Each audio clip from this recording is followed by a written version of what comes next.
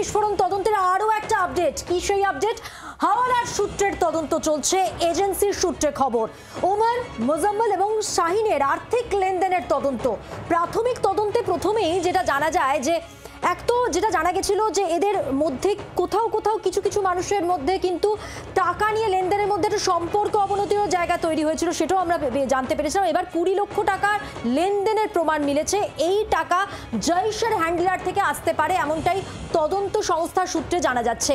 হাওয়ালার মাধ্যমে জৈশ ডাক্তারদের কাছে এই টাকা পৌঁছে দেওয়া হতো। সূত্র অনুযায়ী টাকার কারণে ওমর ও ডাক্তার শাহিনের মধ্যে বিরোধ হয়েছে। এই বিরোধের কথাই বলছিলাম। সব মিলিয়ে জানবো, আমাদের সঙ্গে রয়েছেন আমাদের প্রতিনিধি রাজীব চক্রবর্তী। রাজীব, দেখো, এই লালকেল্লার সামনে যে বিস্ফোরণ, সেই বিস্ফোরণের তদন্ত যত এগোচ্ছে তত একের পর এক তথ্য উঠে আসছে। একটি বড় তথ্য, মারাত্মক তথ্য উঠে এসেছে, তা হলো এই জঙ্গি কার্যকলাপ করবার জন্য যে অর্থের প্রয়োজন, সেই অর্থ কোথা থেকে এসেছে। তদন্তকারীরা জানতে পেরেছেন হাওয়ালার মাধ্যমে টাকা এসেছে এবং সম্প্রতি 20 লক্ষ টাকা এই উমর, অর্থাৎ উমরুল নবী, যে আত্মঘাতী হামলা চালিয়েছে তার কাছ পর্যন্ত পৌঁছে দিয়েছে কয়েকজন। এবং সেটি লালকেল্লা থেকে একেবারে ঢিলছড়া দূরত্বে চাঁদনি চক যে এলাকা, সেই চাঁদনি চক এলাকার কয়েকজন এজেন্ট হাওয়ালার মাধ্যমে এই কাজ করেছে। তাদের কয়েকজনকে আটকও করা হয়েছে, জিজ্ঞাসাবাদ করা হচ্ছে। জানা গিয়েছে যে 20 লক্ষ টাকা ডক্টর উমর বা উমর নবী তার কাছে পৌঁছে দিয়েছে। ডক্টর উমর, ডক্টর মুজাম্মিল এবং শাহিন, তারা যারা আল-ফালাহ বিশ্ববিদ্যালয় থেকে এই পুরো মডিউলটাকে পরিচালনা করত, তারা এইভাবে হাওয়ালার মাধ্যমে টাকা এনেছে। জৈশের হ্যান্ডলাররা তারা হাওয়ালার মাধ্যমে টাকা পাঠাতো ভারতে এবং সেটি ঘুরপথে পৌঁছতো এই ডাক্তারদের কাছে। এবং এখনো পর্যন্ত যে জানা যাচ্ছে 3 লক্ষ টাকা দিয়ে, একেবারে নগদ টাকা দিয়ে তারা সার কিনেছে, যে সার কিনা এই অ্যামোনিয়াম নাইট্রেট, এবং সেই অ্যামোনিয়াম নাইট্রেট থেকে তার সঙ্গে বিস্ফোরক মিশিয়ে তারা মারাত্মক বিস্ফোরক, ক্ষতিকারক বিস্ফোরক তৈরি করত। সূত্র অনুযায়ী জানা যাচ্ছে যে এই টাকার লেনদেন এবং টাকার ব্যবহার, টাকা খরচ করা ইত্যাদি নিয়ে ডাক্তার উমর এবং ডাক্তার শাহিন, এদের মধ্যে কিন্তু বিরোধ তৈরি হয়েছিল, এমনটাই তদন্ত আধিকারিকরা জানতে পেরেছেন। এবং যেটা এদের এই ডাক্তারদের, অর্থাৎ যারা ডাক্তার সেজে জঙ্গি কার্যকলাপ চালাতো, তাদের টেলিফোনের, মোবাইলের যে কল, এই তথ্য যেখানে সামনে আসছে। রাজীব, ধন্যবাদ। সুভাষিস বাবু, এই জায়গা থেকে এই টেরার ফান্ডিং কিভাবে গোটাই জঙ্গি কার্যকলাপ চালানো হতো, তার জন্য ফান্ডিং কোথা থেকে আসতো?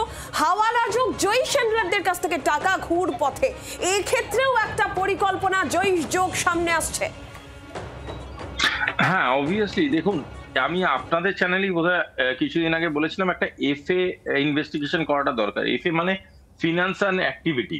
এই ফাইন্যান্স ইনভেস্টিগেশন করলে বোঝা যায়, ব্রেড ক্রাম্পিং মেথোডোলজি দিয়ে ইন্টেলিজেন্স বুঝতে পারে যে কোথা থেকে এই ফ্লোটা শুরু হয়েছিল এবং কোথায় গিয়ে ফ্লোটা দাঁড়াচ্ছে, তার মাঝখানে কোন কোন রাস্তা দিয়ে গঙ্গা বয়েছে।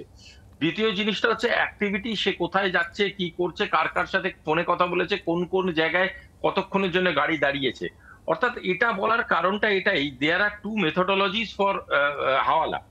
একটা হয় যেটা হাওয়ালার যারা করে, যারা জানে, যারা করে, তাদেরকে নজরে রাখলে বেরিয়ে আসে। অন্যটি হচ্ছে নন কনভেনশনাল মেথোডোলজি, যেখানে একটা কোনো লোক হাওলা করে টাকাটা তোলে, কিন্তু সেই লোকটা আবার টাকাটা ঘুরিয়ে কোনো একটা নির্দিষ্ট অ্যাকাউন্টে ঢোকায়। এই ফিন্যান্স এবং ট্রানজাকশনের ভিতরের যে ফাইনাল কনফার্মেশন গুলো, এই কনফার্মেশন গুলো কিন্তু তদন্তকারী অফিসারদের ভীষণ হেল্প করে, কারণ তখন বোঝা যায় এক্সাক্ট কনফার্মেশনটা কে পেয়েছিল, তাহলে তার এক্সিকিউশন কি ছিল, এবং সেই লোকটাই এক্সিকিউটর ছিল না অন্য কেউ আরেকজন ট্রিগার ছিল। সুতরাং এই স্টেপ বাই স্টেপ গুলো যদি ধরা যায়, তখন বোঝা যাবে ট্রানজাকশনটা অ্যাকচুয়ালি ক্রস বর্ডার এসেছিল এবং এদের কাছে গেছিল ট্রানজাকশনটা। কিন্তু এদের কিছু কার্যকারিণী বা এদের কিছু কাজ করার টেকনিক যতটা আপনাদের মাধ্যমে আমরা জানতে পারছি, তাতে আমার একটা জিনিস মনে হচ্ছে, কোথাও গিয়ে এরা কনভেনশন কিছু জায়গায় ইচ্ছাকৃত বা অনিচ্ছাকৃত ফেল করেছে। কারণ সাধারণত যে ট্রিগার হয়, সে এটিএম অ্যাক্সেস করতে চাইবে না। সে যখন এটিএম অ্যাক্সেস করছে, তার কার্ড শুধু পেয়ে যাবে সেটা নয়, তার মুভমেন্ট পাওয়া যাবে, তার উইথড্রল স্ট্যাটাস পাওয়া যাবে। অনেক ধন্যবাদ আপনাকে আলোচনার জন্য, অনেক ধন্যবাদ। আর এবার আরো একটা বিস্ফোরক কথোপকথন আপনাদের সামনে তুলে ধরবো। মোজাম্মেলের বিরুদ্ধে বিস্ফোরক প্রাক্তন সিনিয়র জি 24 ঘন্টায় super exclusive doctor Monika. Medical কলেজেই ধৃত জঙ্গি মোজাম্মেলের মগজ ধোলাই, গ্রুপ তৈরি করে মগজ ধোলাই করত মোজাম্মেল। সীমান্তে ভারতীয় সেনা শহীদ হলে উদযাপনও করত।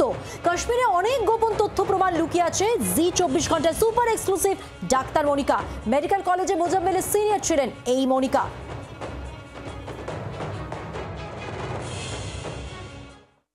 जब भी कोई भारत के खिलाफ कोई दूसरा देश कुछ भी गतिविधियां होती थी तो ये वो लोग हैं जो सेलिब्रेट करते थे। हमारे Indian arm forces, security forces, अगर हमारे जवान शहीद होते हैं ये लोग सेलिब्रेट करते थे। ये लोग एक ऐसा वातावरण बनाते हैं, माहौल बनाते हैं कि कोई जो जिसको JNK के बारे में पता नहीं है उसका ब्रेन वॉश करेंगे कि वी आर द विक्टिम्स। इसी माइंडसेट के जो लोग हैं ये लोग कहीं आप क्लास में बैठे हैं, डेस्क पे आपको मिल जाएगा लिखा हुआ पाकिस्तान जिंदाबाद, मोदी कुत्ता है, Burhan Wani is our brother, Burhan Wani जिंदाबाद, ये सब। और अगर आप आगे से काउंटर करते हैं तो क्लैश हो जाएंगे। আর এবার দিল্লির ছবিও আপনাদের দেখায়। বিস্ফোরণের পর বন্ধ করে দেওয়া হয়েছিল, কয়েকদিনের মধ্যেই দিল্লি ফিরেছে নিজের ছন্দে। আজ আবারও খুলে গেল লালকেল্লা মেট্রো স্টেশন এবং আপাতত নির্দিষ্ট সময়ই লালকেল্লা মেট্রোর ফটক খুলবে। গত 10ই নভেম্বর লালকেল্লার কাছেই ধীর গতির একটি চলন্ত গাড়িতে বিস্ফোরণের ঘটনা হয়। দিল্লি বিস্ফোরণের সেই ঘটনায় 12 জনের মৃত্যু হয়, অনেকে আহত হন। আর তারপরেই লালকেল্লার সংলগ্ন লালকেল্লা মেট্রো বন্ধ করে দেওয়া হয়েছিল। সপ্তাহ গড়ানোর আগেই তা ফের খুলে গেল।